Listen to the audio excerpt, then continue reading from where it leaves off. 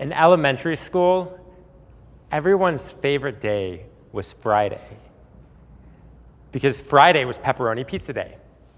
And being Jewish, my family had the tradition of not eating pork, and pepperoni is pork. So while everyone else would eat pepperoni pizza, I would be sitting there chomping on my hummus sandwich. I went home one Friday and asked my dad, "Dad, why can't I eat pepperoni pizza like everyone else in school?" He said, "Brad, let me tell you about our family. We descend from a great line of rabbis going back to the 1500s. Your grandfather, 12 generations ago, is someone named Rav Yosef Caro, or Rabbi Joseph ben Ephraim Caro. And what he did that was so great was he took the majority opinions that were related to Jewish law and codified them into something called the Shulchan Aruch. And the Shulchan Aruch, or the ordered table, is today what guides the Jewish law or the halachic opinions. Fast forward to before my bar mitzvah. We're in our synagogue's library, and my dad says to me, "Brad, you see those books over there?" And I say, "Yeah, those dusty ones?" And he says, "Well, those volumes of books are the books that were codified by Rav Yosef Caro, your grandfather from 12 generations ago." And I looked at them and thought, that's the reason that I can't eat pepperoni pizza. Now, as a young Jewish teen, I always felt more connected with Judaism than my peers in my school. So my parents decided that it would be great if I went to a Jewish high school. So they took me out of public school and had me go to the only Jewish high school that was in Atlanta at the time, which was an Orthodox Jewish school. Now, going to an Orthodox Jewish school was a challenge, and also halacha is something, Jewish law, that came up. And for me in high school, halacha was that you have to go and you have to pray twice a day and lean back and forth and mumble words in Hebrew. It was that you couldn't touch girls, something called shomer negiah. It was that you do strange things like tear toilet paper on Shabbat. And again, halacha was something that was incredibly restrictive, just like in elementary school, not eating pepperoni pizza, but now it was even more so.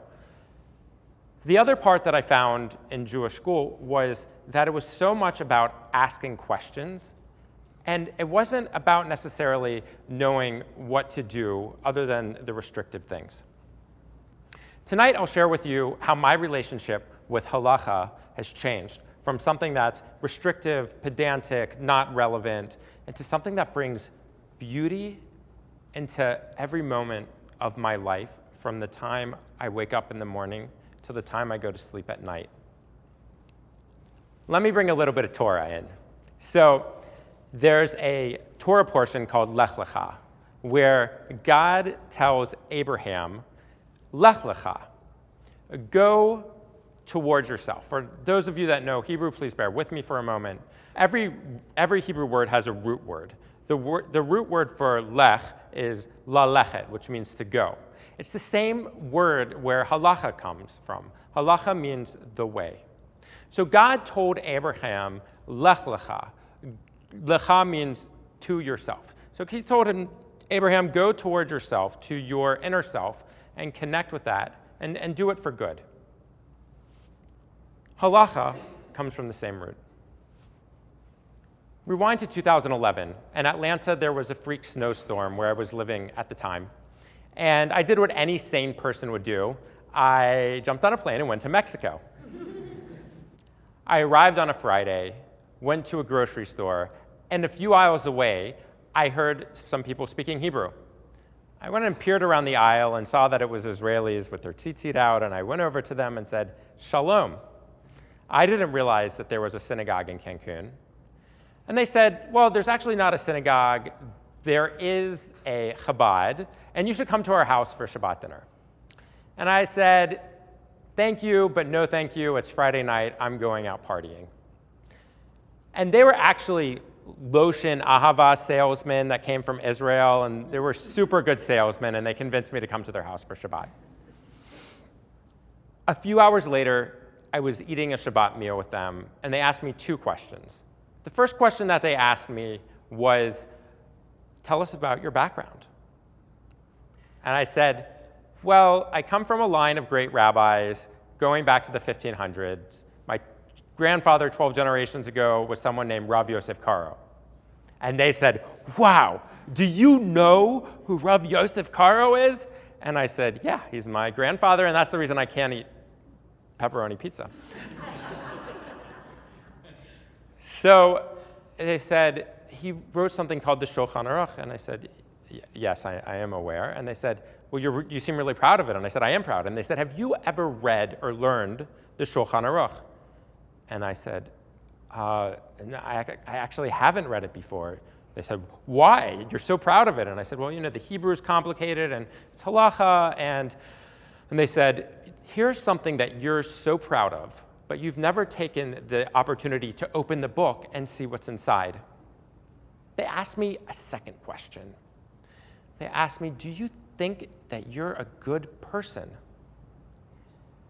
And I thought to myself, I'm a special education teacher, I give money to tzedakah. Yeah, I think I'm a pretty good person. And they asked, well, why do you seem so sad?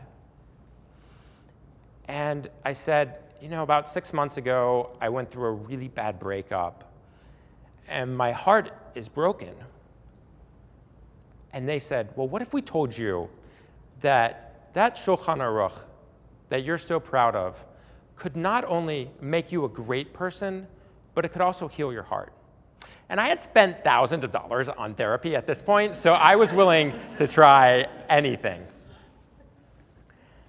I left their home that evening, and for the first time in many months, I felt a real joy in my heart. On the way home from Mexico, I went on the internet and I Googled English version Shulchan Aruch. And what I found amazed me. There was actually an app for that, an iPhone app that I could download and have this English version of the Shulchan Aruch on my iPhone.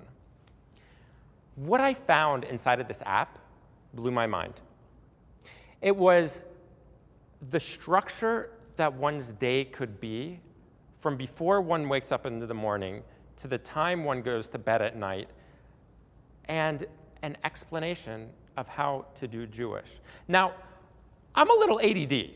I'm a little scattered, but I thrive with structure. And structure has always been such an important part of my life that I often seek.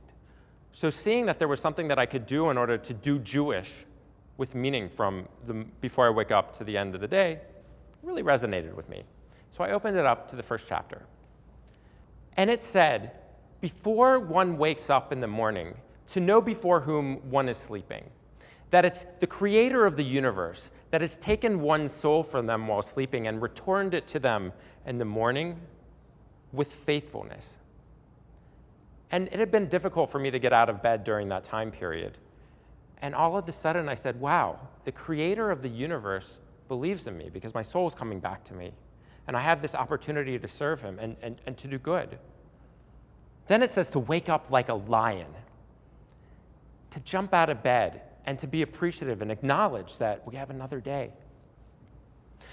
Then it goes into washing one's hands. So I enjoy history, and the beautiful part about this is this hand washing that's preparing ones for their service for the day is the same hand washing that was done by the priests in the temple for their own service.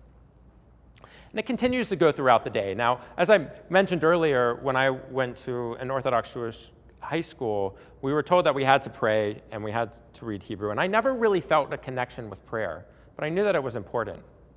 And inside of this Jewish text, inside the Shulchan Aruch, I actually found out what standing and praying meant.